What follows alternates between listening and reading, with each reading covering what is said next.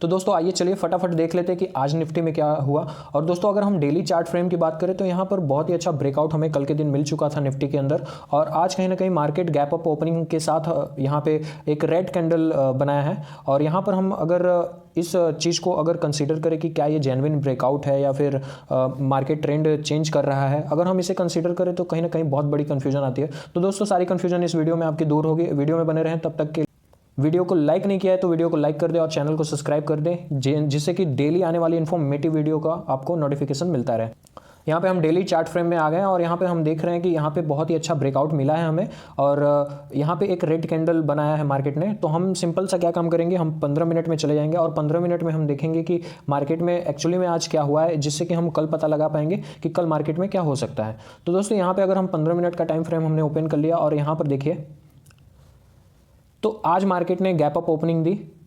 आज मार्केट ने gap up opening दी और यहाँ पे कॉल बायर्स को इनवाइट किया, और कॉल बायर्स को इनवाइट करने के बाद मार्केट फिर से फॉल कर दिया। फिर मार्केट में थोड़ी रिकवरी आने के बाद फिर से फॉल, फिर थोड़ी रिकवरी, फिर से फॉल।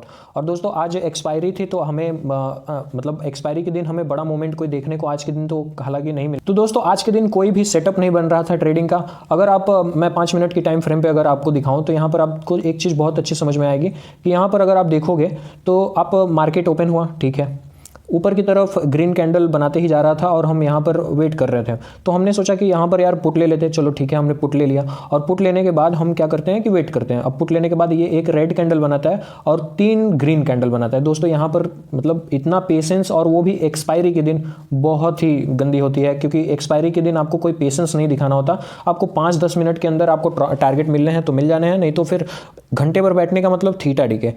अगर प्रॉफिट बुक करना है तो आप थोड़ी बहुत इस रेड कैंडल पे कर सकते थे, बट यहाँ पे अगर आप कॉल बाई करते तो कहाँ तक जाता। कोई बहुत बड़ी मूवमेंट आज देखने को नहीं मिली। अगर आप देखोगे ये मूवमेंट छोटी सी, लगभग 20-30 पॉइंट की रैली, और यहाँ पे अगर आप यहाँ से भी देखोगे तो 20-30 पॉइंट। अगर आप यहाँ से थोड़ा सा नीचे जाओगे तो ये थोड़ा सा मुझे लगता है कि थोड़ा सा कैप्चर करने वाला था, लेकिन अगर आप यहीं पे ट्रेड लेके अपना ट्रेडिंग पोजीशन खराब कर लेते तो आप साइकोलॉजिकली आप मतलब प्रिपेयर्ड नहीं होते कि आप यहाँ पर भी ट्रेड लो, क्योंकि 4 ट्रेड तो आपने ले ही चुके हैं मार्केट में।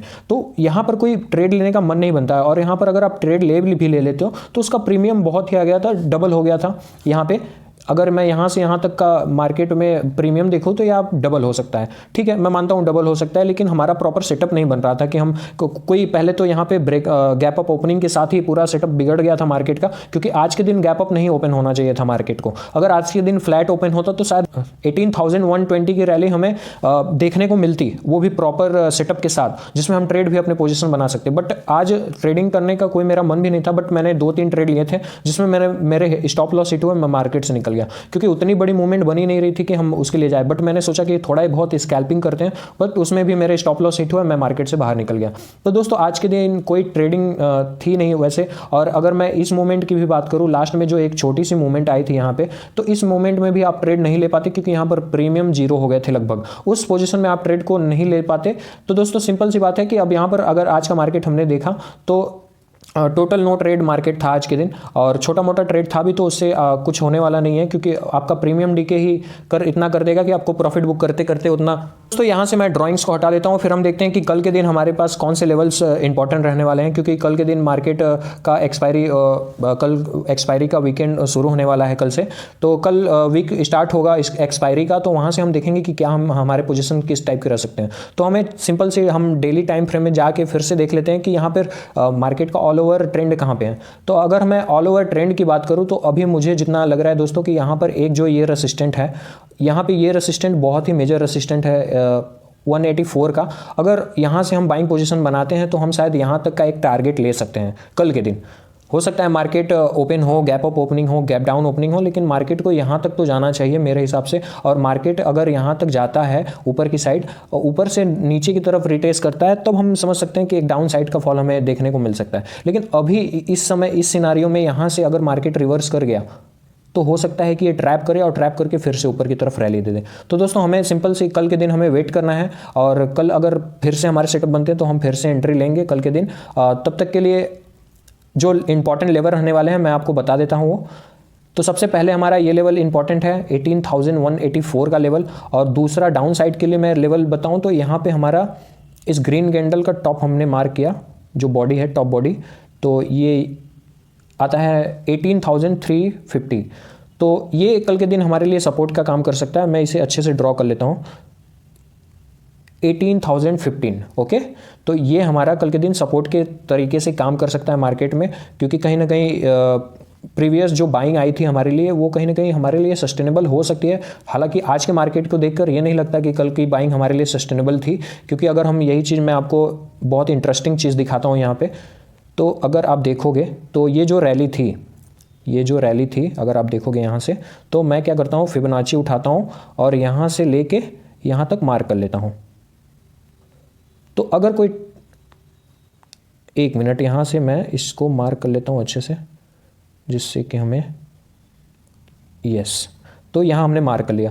अब दोस्तों यहाँ पर देखोगे तो ये प्राइस बिल्कुल आकर इसी, मतलब अगर आप कह लो कि यहाँ पे 18,050 पर प्राइस एग्जैक्ट इसी पर आके वो रुका है। और प्राइस ने देखिए यहाँ से अगर आप देखोगे तो यहाँ पर देखो रिट्रेसमेंट भी इस प्राइस का फेस किया 0.5 पॉइंट का लेवल, मतलब 50। अगर हम मानते हैं कि अगर हमने फिबोनाची ड्रॉ किया, अगर उसका 50% का एरिया, ये जो एरिया है, अगर ये नीचे की तरफ ब्रेक हो जाता है तो हम मानेंगे कि ट्रेंड रिवर्स हो गया।